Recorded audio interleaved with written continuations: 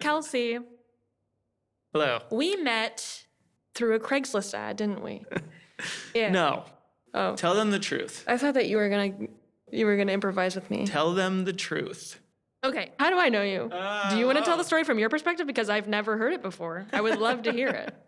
I tell it to everybody. I feel like I was telling it on stage to everybody like every night of tour. So I used to be in a band called Local Natives, and Jordana opened for Local Natives in 2023, and that's when we met. And I think quickly we realized that maybe we are supposed to be like best friends forever. Yeah. Yeah.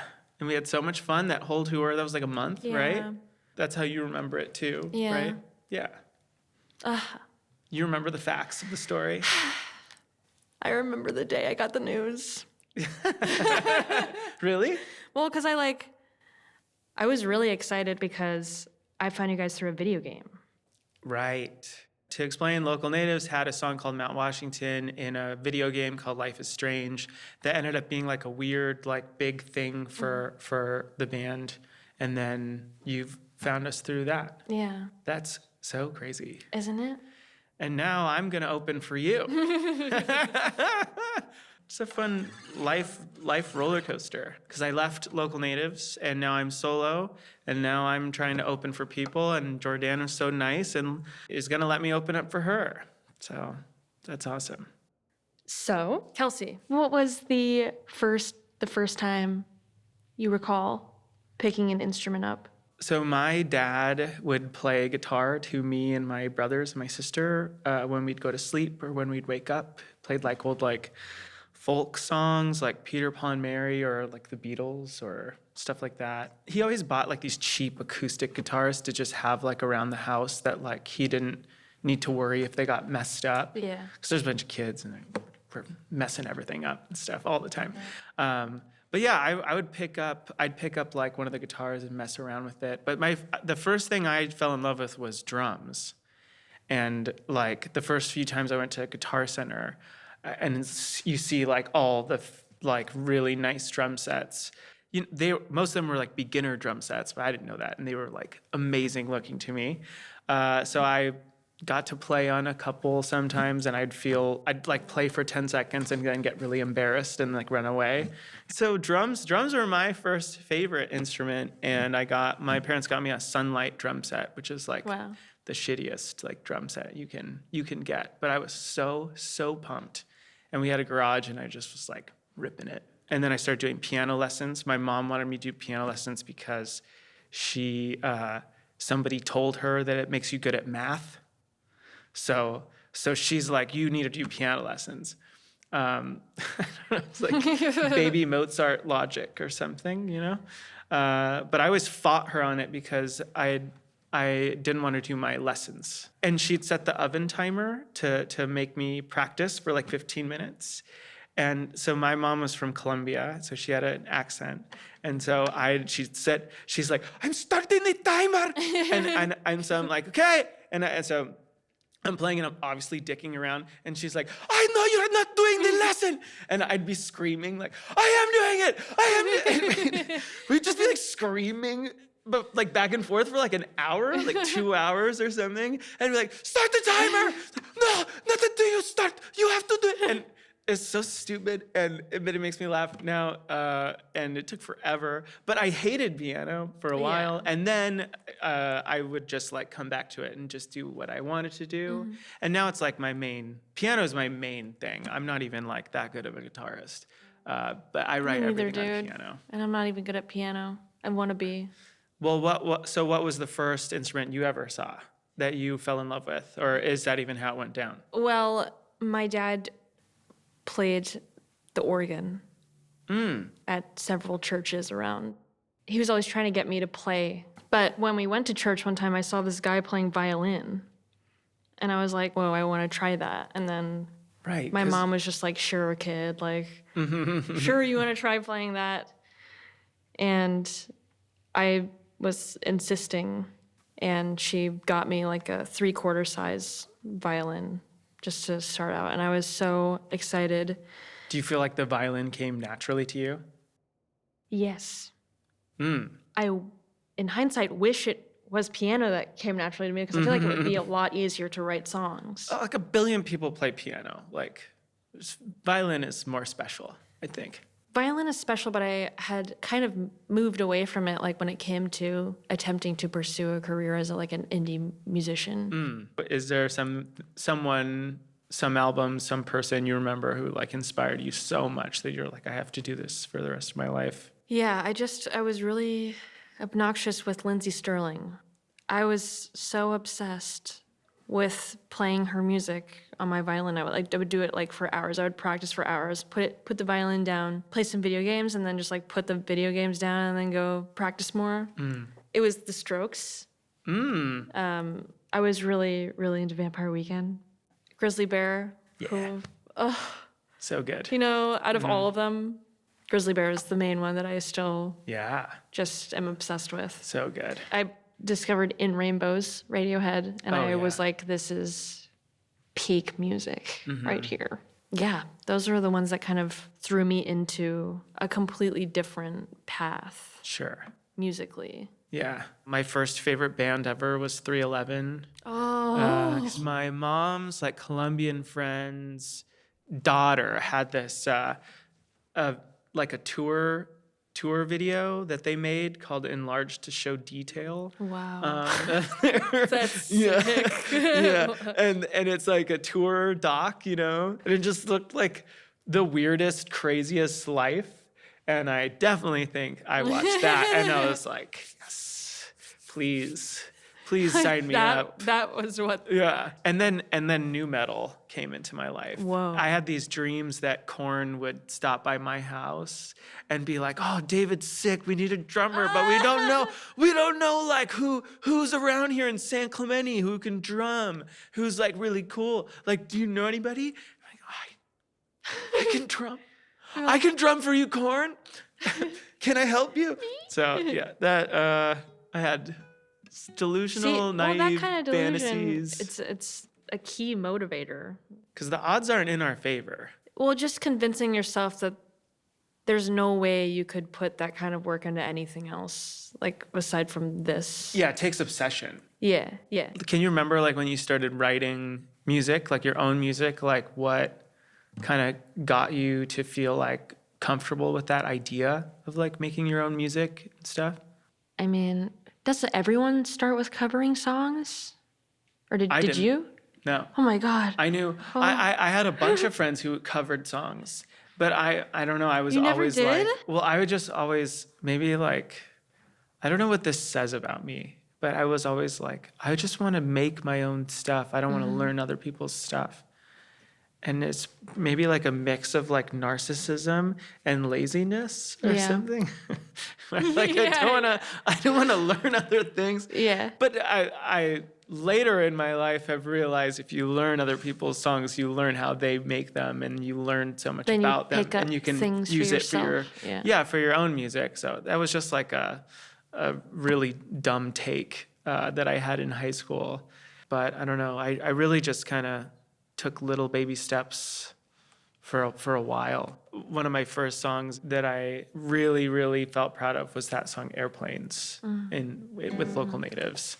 Yeah. That felt like really Very good. hit like a really cool moment. Yeah. That I figured something out for like writing style and how I'd write stuff. But what about you? Like, when did you start writing your first stuff? I started writing my stuff in I think like 2017. It was on this baritone ukulele because I was really obsessed with her name is Dodie. Okay. It's like her YouTube channel is Dawdle. But she had a song that I was obsessed with that was on baritone ukulele, and I was like, oh, I want one of these because it's just the top 4 strings of guitar, and I was like, well, that's easier to play than 6 strings. So I'm going to try that. And I just took some chord shapings from another song of hers, and I kind of just turned them like minor style. This song is called Canvas, like my body's your canvas, will you be my brush, or something, like opening up, being vulnerable to somebody. And I was like, yeah, this is deep as hell, like hell yeah. And it ended up being on my like first album that I ever released. No way. It's not a good song by any means. Okay. I don't think I would ever play it again. Okay. But I had a lot of friends who were really supportive. Yeah. And like I would bring a new song to school and they would put the other earphone in and we would just like listen to it and they'd just be like, oh my God, like this is so sick. You should consider yourself so lucky. I am. That's very cool. First song, first album, boom. Yeah. That's cool. I probably wouldn't put it on that today. Yeah. I don't think I can just take it off of streaming. You can't erase it. There are a bunch of things that I feel like I've outgrown. Yeah. I think that's always changing, and I don't know what it's gonna take to fully get rid of that. Because, like, you know, I get really excited about releasing things in the moment, and then when I'm starting something else, I'm just like, this isn't the vibe right now. Then you move. Then you move on like really fast. It's interesting being in a band for so long that like, and I'm feeling this now for the first time as an actual like solo artist.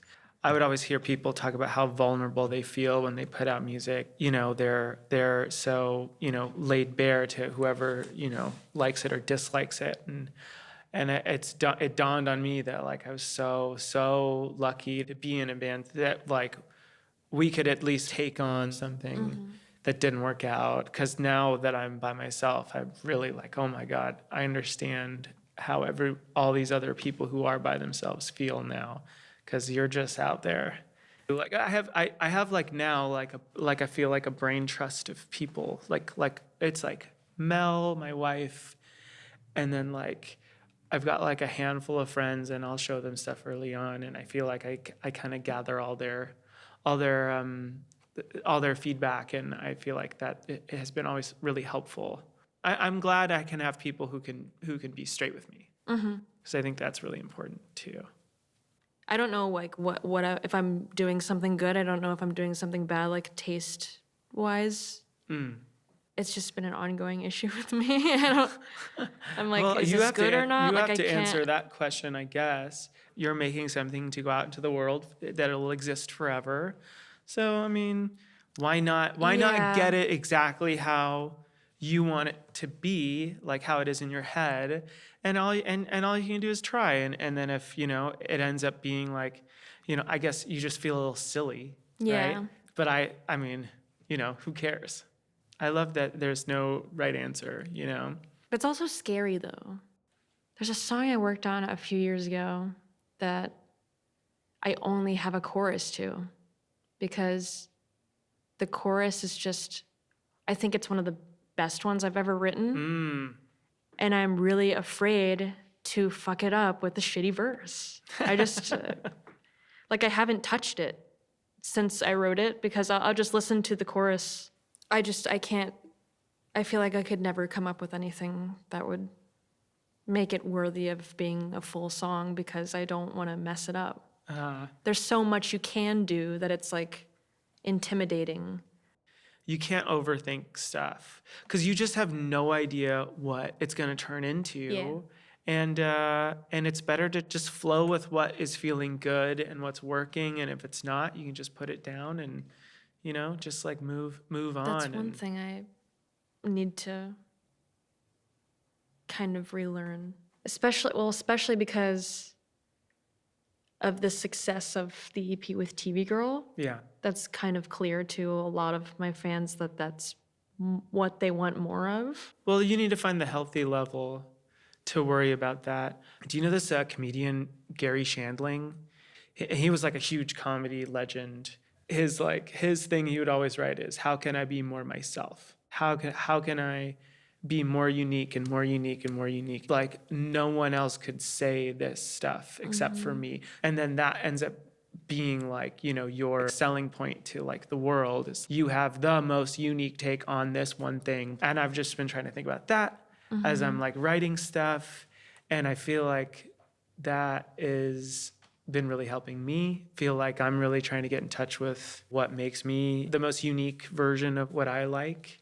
But that it gets me like really excited. you just at a certain point have to shut the door or turn the volume down on like, oh, what will they think? What will they think? What will they think? You know, and just like, what do you think? What are you so excited about? Because like, if you're really excited about something, I think it's going to come through.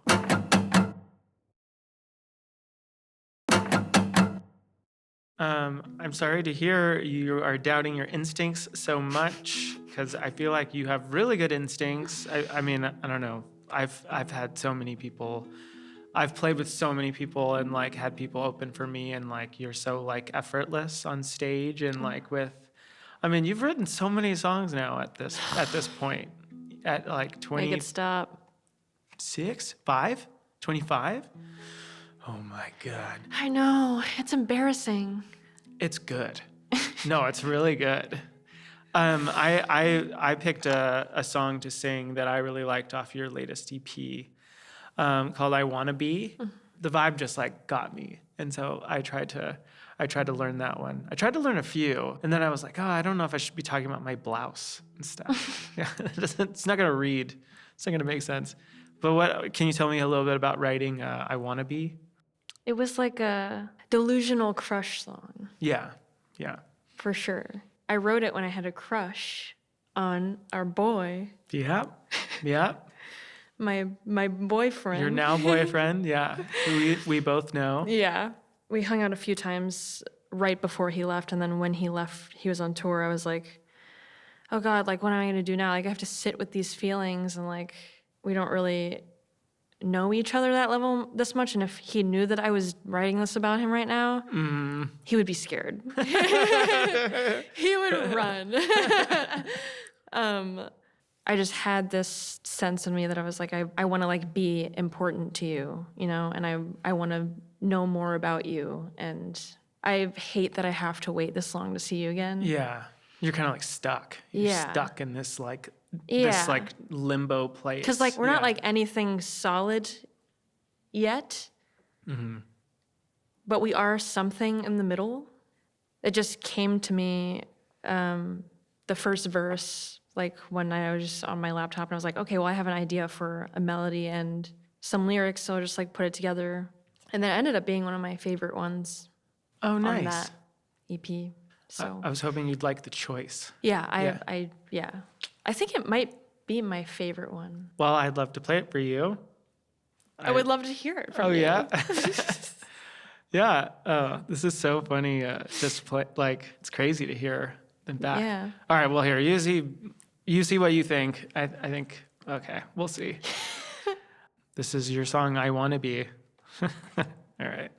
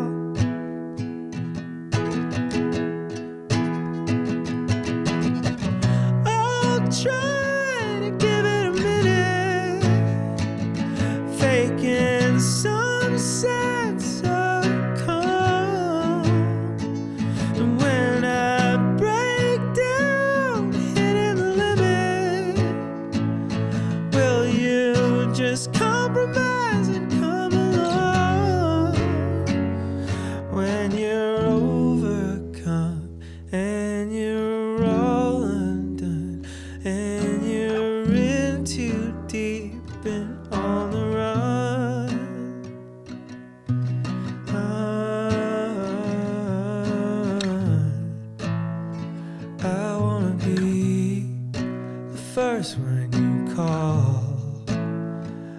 How can I be when we are nothing at all? I wanna be the first one you call. How can I be when we are nothing at all? I wanna be the first one you call. How can I be when we are nothing at all? I wanna be the first one you call. How can I be when we are nothing at all?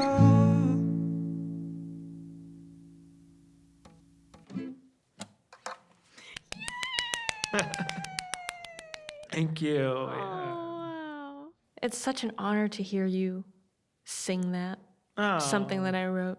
Your voice is one of a kind. Oh, thank you. I mean, when we were on tour, I was like, I mean, you saw me in the audience. I was just always, like Yeah. zooming in on Kelcey, like singing and playing. So, Kelcey, Yeah. what is Don't Look Down about? Well, okay, so Don't Look Down is, I wrote in the first like few weeks of having our son, Oscar. All my new music has kind of been about me, my experience becoming a father, how it's just kind of rocked my world and totally just changed everything in good ways, bad ways, interesting ways, amazing ways, horrible ways. Yeah, yeah. I'm just being honest with my perspective on it. And Don't Look Down is kind of me in the first few weeks of having him and realizing this little baby has no one else, and you need to be like everything to this little baby forever. And the weight of that just felt like so much. And so it's like sort of like a panic attack, like slowly churning panic attack. Is that what the what is this part is? Yeah, like, or this feeling of, also there's feelings of like wanting to have kids for so long and then getting to this spot and then feeling like some panic about losing your old life, which I feel like at this point I've made peace with the fact that your life changes totally, but like you make a new version of who you are, of what your priorities are, and like, and it's You adjust. but you adjust, but it's just kind of shocking, and it definitely threw me, and this is like a song kind of about that. Well, I'm going to play your song, Don't Look Down, for you, and hope that you approve of it, because I worry about that. Okay, here's my attempt.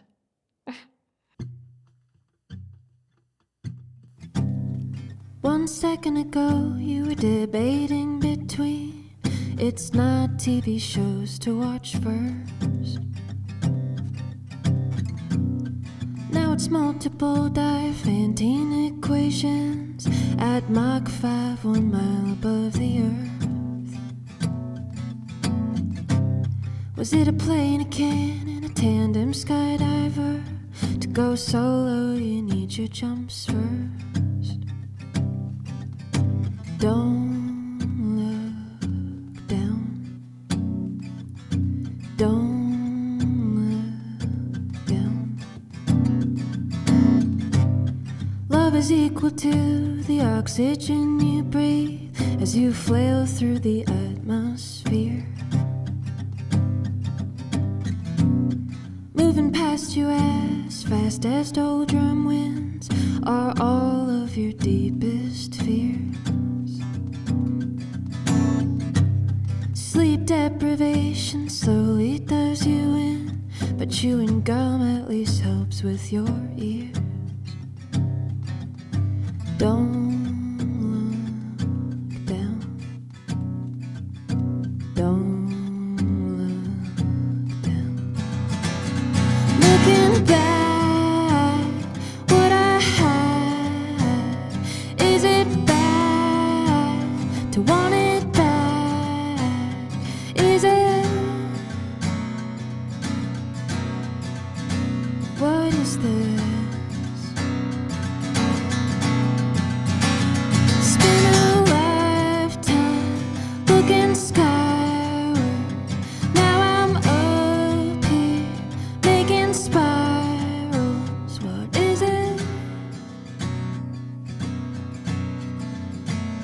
What is it? What is this?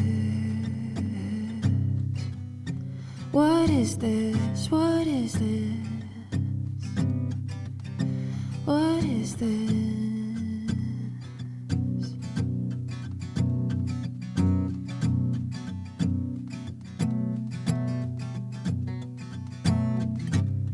The horizon might be blurring constantly, but one thing remains clear. Every time I see my green eyes in your green eyes.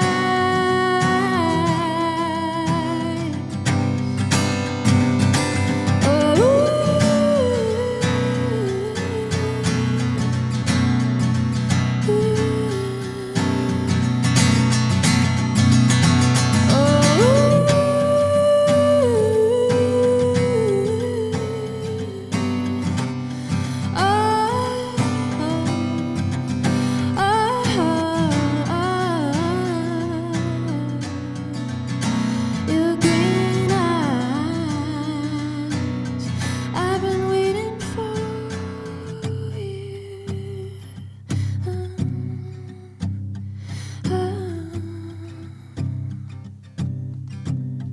I've been waiting for you. Yeah.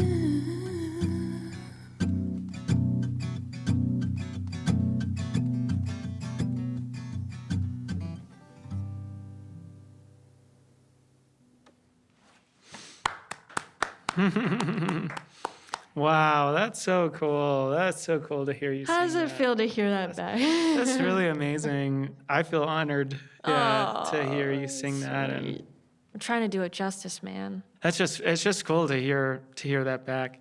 I feel like it makes it feel like real. Yeah. So you're always just singing your own stuff, Yeah. all the time, Yeah. but you hear someone else hearing, you're like, oh, Yeah. that's true. cool. Yeah. I loved the end. Thank you. Oh, yeah. I've loved getting to know you over the years. So, this was so fun to do this with you. And I'm so excited for our tour. Me too. Yeah. Anytime you have writer's block, you Yeah. can text me and you can say, 911, I need help. I need help. And I'll know you mean writer's block and not that you fell down or something.